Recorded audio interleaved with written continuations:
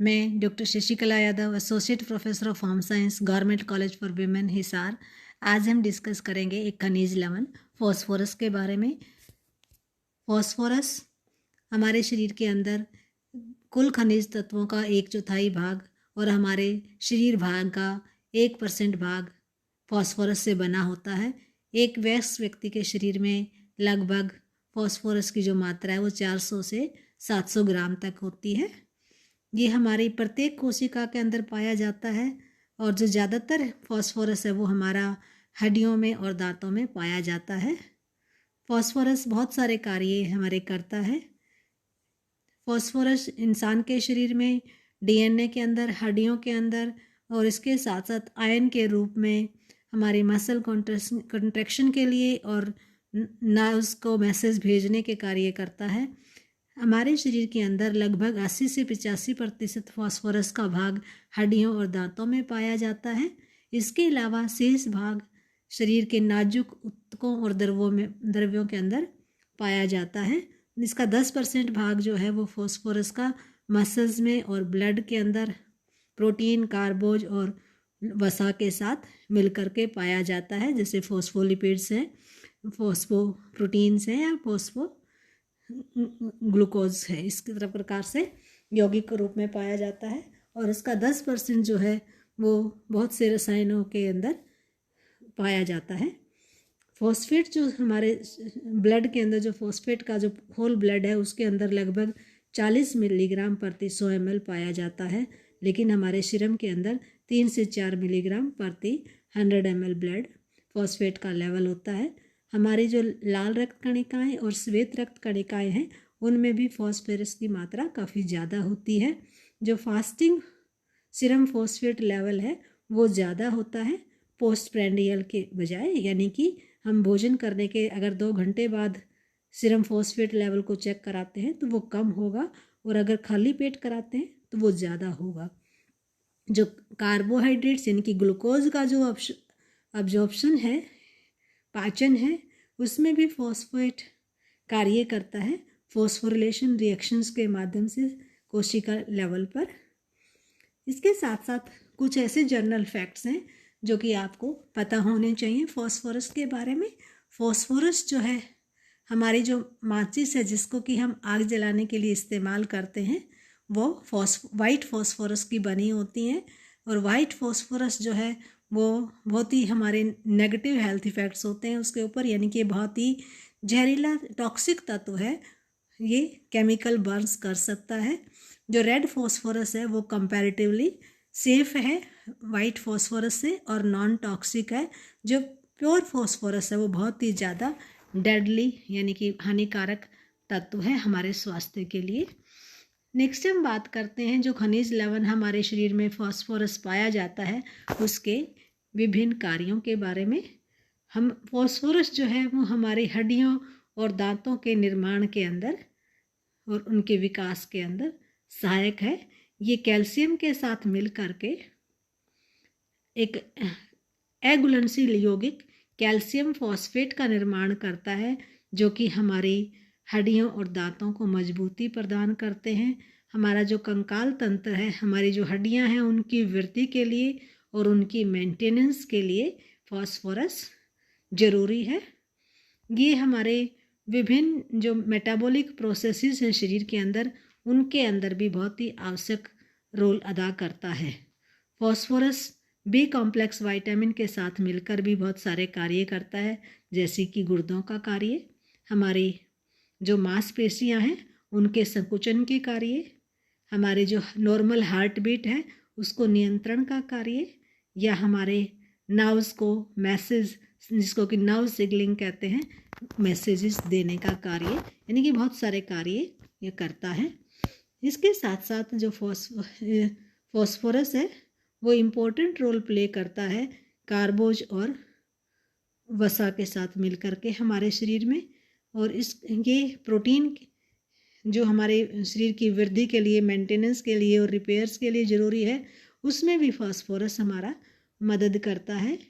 हमारे शरीर में एटीपी का निर्माण करता है जो कि हाई ऊर्जा बंधक कहे जाते हैं।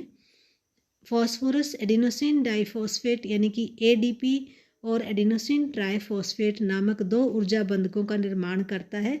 ये ऊर्जा बंधक कार्बोज, प्रोटीन और वसा से उत्पन्न ऊर्जा का नियंत्रण तथा स्थानांतरण करते हैं। ADP शरीर को ऊर्जा देता है और ADP एक अतिरिक्त फॉस्फेट अणु के साथ मिलकर के ATP यानी कि एडिनोसिन ट्राइफॉस्फेट का निर्माण करता है। ATP ऊर्जा का संग्रहण करने में सहायता करता है। शरीर में ऊर्जा की आवश्यकता होने पर ADP में परिवर्तित होकर ऊर्जा मुक्त यानी कि ऊर्जा को रिलीज करता है, यानी कि हमारे शरीर को ऊर्जा प्रदान होती है। इसके विपरीत जब हमारे शरीर में ऊर्जा ज़्यादा हो जाती है तो ADP एक अतिरिक्त फॉस्फेट अणु के साथ मिलकर के ATP यानी कि एडिनोसिन ट्राइफॉस्फेट में परिवर्तित हो जाता है और ऊर्जा का संग्रहण करता है। इसलिए ATP को उच्च ऊर्जा फॉस्फेट बंधक यानी कि हाई एनर्जी फॉस्फेट बॉन्ड भी कहा जाता है। इसके साथ साथ जो हमारे शरीर के अंदर जो न्यूक्लिक एसिड है उनका निर्माण करने में भी फॉस्फोरस कार्य करता है। DNA और जो RNA हैं उनका निर्माण करता है। कोशिका विभाजन, संतान उत्पत्ति और एक पीढ़ी से दूसरी पीढ़ी तक वंशानुगत जो विशेषताओं का स्थानांतरण हमारे न्यूक्लियोप्रोटीन्स के कारण होता है।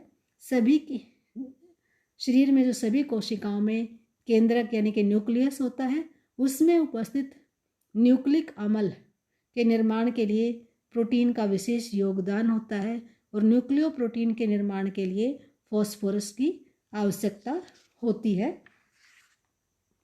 इसके साथ साथ जो हमारे फॉस्फोलिपिड्स, फॉस्फोप्रोटीन्स और न्यूक्लिक एसिड हैं उनके निर्माण के लिए यानी कि DNA और RNA जो हमारे न्यूक्लिक एसिड्स हैं उनके निर्माण के लिए भी फॉस्फोरस की ज़रूरत होती है।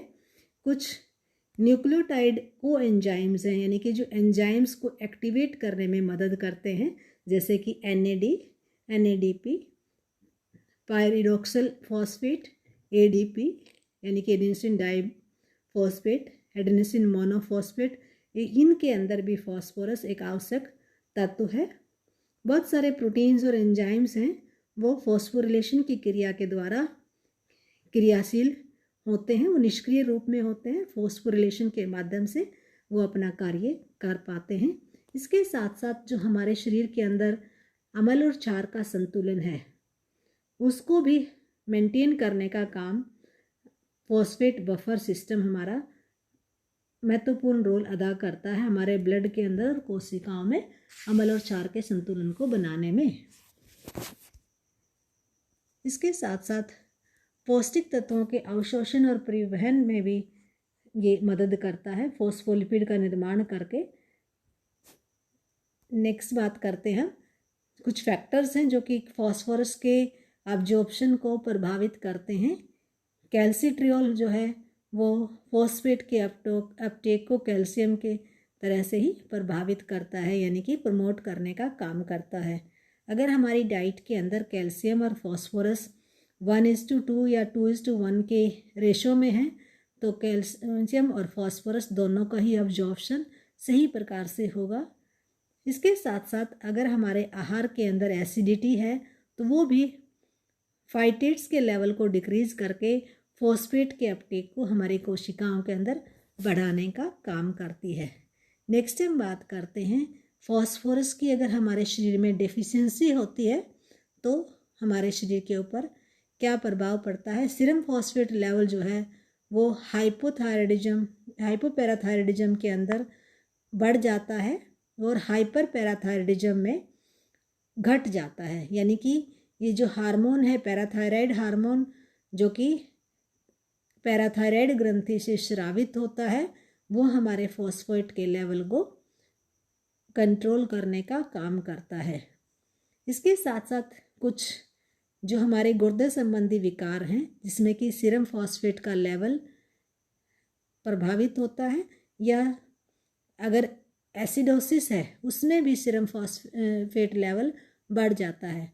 अगर हमारे शरीर में विटामिन डी की कमी है तो जिसके कारण से रिकेट्स हो जाती है और हमारे शरीर में सीरम फॉस्फेट का लेवल 1 से 2 मिलीग्राम प्रति 100 ml ब्लड हो जाता है, यानी कि सीरम फॉस्फेट लेवल घट जाता है।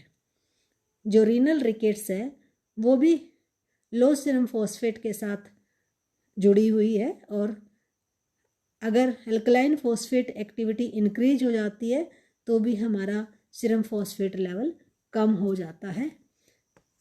डेफिशिएंसी डिजीज़ जो हमारे शरीर में फॉस्फोरस की कमी हो जाती है उनके बारे में हम डिस्कस करते हैं। सबसे पहला है हाइपोफॉस्फेटीमिया, यानी कि हमारे शरीर में फॉस्फोरस की कमी होना, यानी कि हमारे ब्लड के अंदर जो सीरम लेवल है फॉस्फोरस का वो 2.5 मिलीग्राम से प्रति 100 ml ब्लड से कम हो जाता है। इसके लक्षण हैं हमारे जो मांसपेशियां हैं उनमें कमजोरी आना, पैरालिसिस होना या रेस्पिरेटरी डिप्रेशन होना। इसके जो कारण हैं वो या तो हमारे आहार के अंदर फॉस्फोरस की कमी है, या वो सही प्रकार से अवशोषित नहीं हो रहा, या डिक्रीज रीनल अब्जॉर्प्शन है, यानी कि हमारे जो रीनल ट्यूब्यूल्स हैं वो फॉस्फोरस को रीअब्जॉर्ब नहीं कर पा रहे, हाइपर पैराथायरॉयडिज्म या विटामिन डी की कमी, या कुछ एंटासिड्स जो मेडिसिन हैं उनके प्रभाव के कारण से भी रीनल रीअब्जॉर्प्शन नहीं हो पा रहा है, या ट्रांससेलुलर शिफ्ट होने के कारण से जैसे कि कैटेकोलामीन्स हैं या थियोफिलिन या रेस्पिरेटरी एल्केलोसिस है, इन सब में भी फॉस्फोरस की कमी हो जाती है। दूसरी जो बीमारी है जिसको कि हम ऑस्टियोमलेशिया कहते हैं, हालांकि इस डिजीज़ के बारे में आपने कैल्शियम वाले वीडियो में डिटेल से पढ़ा है, लेकिन थोड़ा सा इस वीडियो में भी मैं आपको बताना चाहूँगी कि ऑस्टियोमलेशिया क्या है। यानी कि ऐसी कंडीशन जिसमें कि हमारे जो अडल्ट व्यक्ति हैं उनकी हड्डियों के अंदर धीरे धीरे जो खनिज लवण है उनकी मात्रा कम हो जाती है और हड्डियां कमज़ोर होना शुरू हो जाती हैं। ऑस्टियोमलेशिया जो है वो आमतौर पर महिलाओं में जिनमें कि कई सारी प्रेगनेंसीज हो चुकी हों या बुजुर्गों के अंदर ओल्ड एज में भी हो जाता है, और उसके कारण से जो फ्रैक्चर होने के चांसेस हैं वो बहुत ज़्यादा बढ़ जाते हैं। इसके लक्षण हड्डियों में दर्द होना, कमजोरी आना और हाथ और पैरों में ऐंठन होना ऑस्टियोमलेशिया के कारण है। विटामिन डी की हमारे आहार के अंदर कमी होना, या हम बहुत कम मात्रा में सूर्य के प्रकाश के अंदर बैठ पा रहे हैं जिसके कारण से हमारे शरीर में विटामिन डी का निर्माण नहीं होता, क्योंकि हमारे आहार के अंदर विटामिन डी जो शाकाहारी है उनमें विटामिन डी नाम मात्र की होती है, इसलिए हमारे को सूर्य के प्रकाश से ही विटामिन डी मिल पाती है। और अगर सूर्य के प्रकाश में भी हम नहीं बैठते हैं तो उसके कारण से हमारे शरीर में विटामिन डी की कमी हो जाती है, जिसके कारण से कैल्शियम और फास्फोरस दोनों खनिज लवणों की कमी हो जाती है। इसके साथ साथ इम्पेयर्ड फंक्शन जो है कुछ ऑर्गन्स के, जो कि अब्जॉर्प्शन और मेटाबॉलिज्म जो बोन मिनरल्स हैं या विटामिन डी के अब्जॉर्प्शन में कार्य करते हैं, अगर वो सही प्रकार से कार्य नहीं करते तो उस केस में भी व्यक्ति ऑस्टियोमलेशिया से पीड़ित हो जाता है। नेक्स्ट है रिकेट्स।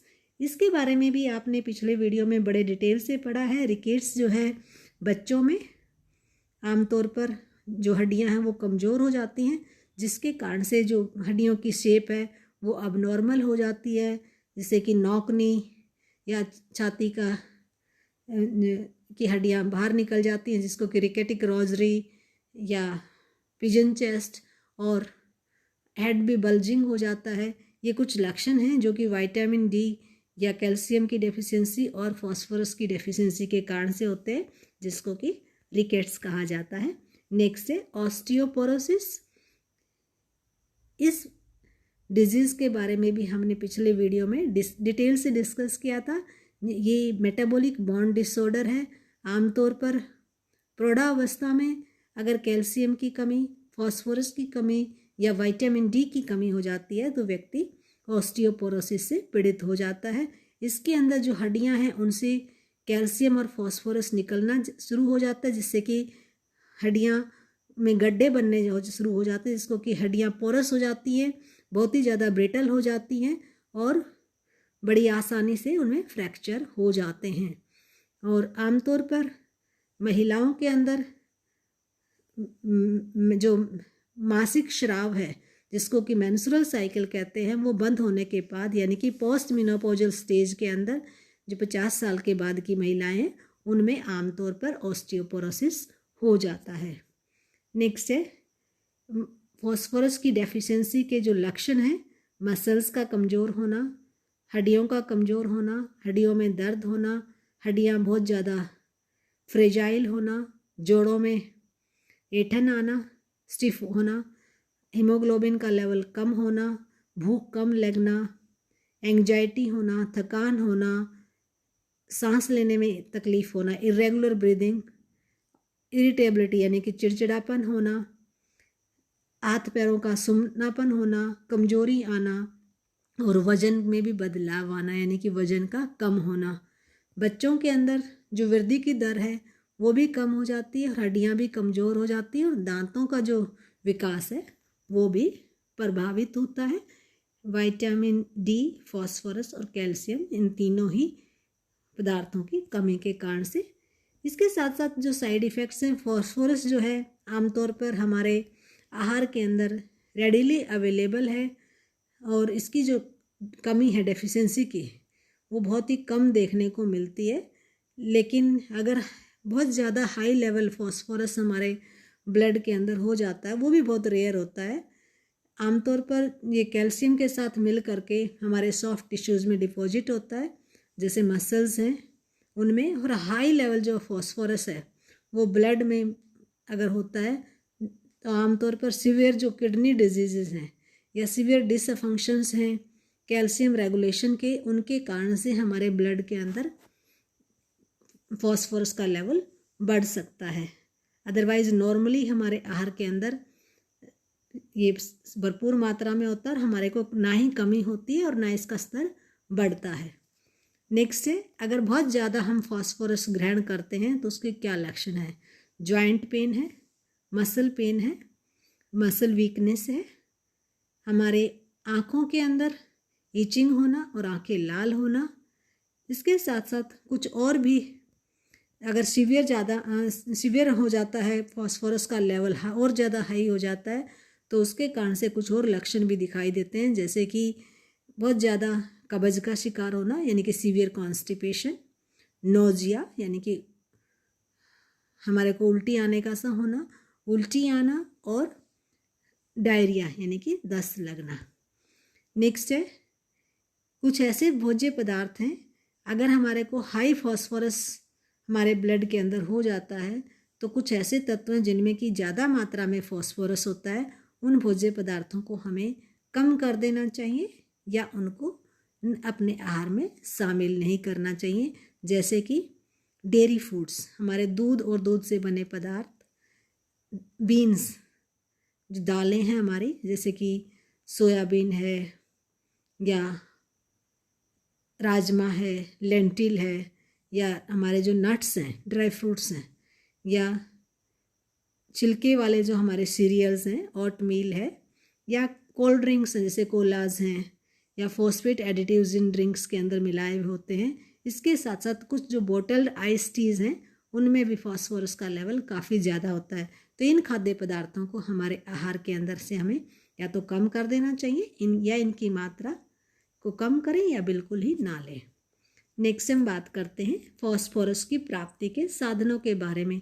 फास्फोरस हमें जंतु और वनस्पति दोनों साधनों से प्राप्त किया जा सकता है।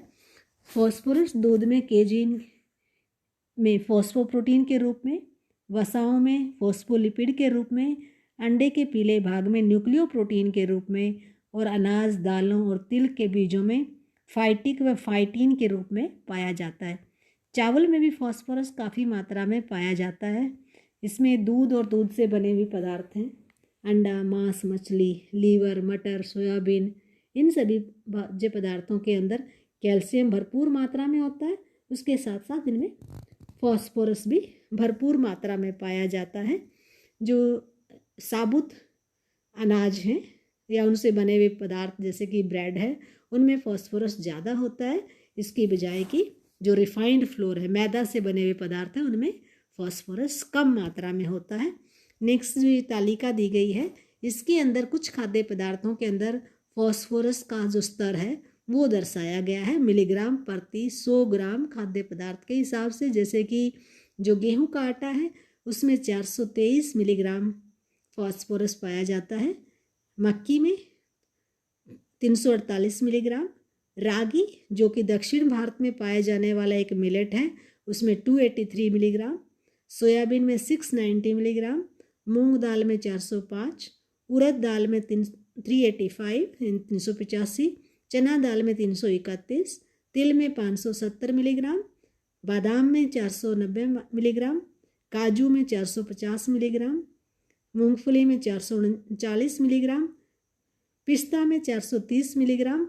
इसके साथ साथ जो दूध, जो भैंस का दूध है उससे बना हुआ पनीर है उसमें 277 मिलीग्राम, गाय के पनीर के अंदर 138 मिलीग्राम, भैंस के दूध में 130 मिलीग्राम, बकरी के दूध में 120 मिलीग्राम, गाय के दूध में 90 मिलीग्राम, अंडे में 220 मिलीग्राम, जो धनिया के पत्ते हैं उनमें 71 मिलीग्राम, सरसों के पत्तों में, जो सरसों का साग है उसमें 26 मिलीग्राम, राई में 700 मिलीग्राम, जीरा में 511 मिलीग्राम, अजवाइन में 443 मिलीग्राम, और जो धनिया के बीज हैं कोरिएंडर सीड्स उनमें 393 मिलीग्राम प्रति 100 ग्राम फॉस्फोरस का स्तर होता है। नेक्स्ट हम बात करते हैं फॉस्फोरस की दैनिक आवश्यकता। फॉस्फोरस की जो आवश्यकता है वो ग्रहण किए गए हमारे खाद्य पदार्थों पर निर्भर करती है। अनाज और दालों की फॉस्फोरस जो है वो फाइटिक रूप में प्राप्त होने के कारण से लगभग 40 से 60% तक अवशोषित ही नहीं होती। मनुष्य की पाचन प्रणाली में जो पाचक रस है जो कि फाइटेज एंजाइम नहीं होता, जिसके कारण से जो फाइटिक रूप में फॉस्फोरस होता है उसका अवशोषण बहुत ही कम मात्रा में होता है, और केवल दाल और अनाज पर ही अगर हम मुख्य रूप से निर्भर करते हैं तो उसको जो फॉस्फोरस की मात्रा है वो कुछ ज़्यादा ही लेनी चाहिए ताकि उसकी आवश्यकता पूरी हो सके। इसके विपरीत जो जंतु साधनों पर फॉस्फोरस के ऊपर निर्भर करते हैं, यानी कि जो नॉन वेज खाते हैं या दूध और दूध से बने पदार्थ लेते हैं, तो उनका फॉस्फोरस का स्तर जो है वो भरपूर मात्रा में प्राप्त हो जाता है। चावल में भी फॉस्फोरस जो है वो प्रचुर मात्रा में होता है, लेकिन जब हम चावल को कई बार धोते हैं तो उससे काफ़ी मात्रा में फॉस्फोरस नष्ट हो जाता है। इसलिए ज़्यादा बार चावल को धोने से हमारा फॉस्फोरस नष्ट होता है, तो हमें चावल को बहुत ज़्यादा बार नहीं धोना चाहिए। जो Indian council of medical research यानी कि ICMR है, उनके विशेषज्ञों ने फास्फोरस का कोई दैनिक मात्रा प्रस्तावित नहीं की है। लेकिन कुछ पोषण वैज्ञानिकों के अनुसार फॉस्फोरस की जो प्रतिदिन की आवश्यकता है वो कैल्शियम की प्रतिदिन की आवश्यकता के बराबर है। भोजन में कैल्शियम की जो पर्याप्त मात्रा है अगर प्राप्त हो जाती है तो फॉस्फोरस की मात्रा भी पर्याप्त प्राप्त होती है। जबकि जो अमेरिका की NRC है उसके हिसाब से बच्चों के लिए जो आवश्यकता है वो 1.5:1 कैल्शियम और फॉस्फोरस की है, और प्रौढ़ों के लिए उन्होंने 1:1 रेशो में कैल्शियम और फॉस्फोरस को प्रस्तावित किया है। यानी कि अगर हमारे आहार के अंदर लगभग 800 मिलीग्राम फॉस्फोरस है तो हमारी जो आवश्यकता है वो पूरी हो जाती है। इसके बाद आज के टॉपिक में इतना ही है।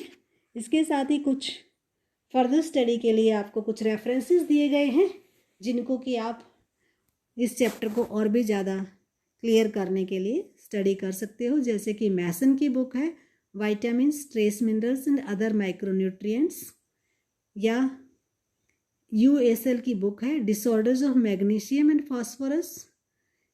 इसके अलावा जो हिंदी में बुक है हमारी सवीरा रेलन की आहार एवं पोषण विज्ञान, उससे भी आप इस टॉपिक को क्लियर कर सकते हैं।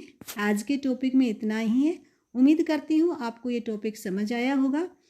आप सभी से मेरा निवेदन है कि आप अपने सभी साथियों के साथ इस वीडियो को ज़्यादा से ज़्यादा शेयर करें और लाइक करें और इस चैनल को सब्सक्राइब करें ताकि आप सभी को इसका फ़ायदा मिल सके और जैसे ही नया वीडियो अपलोड हो तो आपको प्राप्त हो सके। Thanks a lot for watching the video.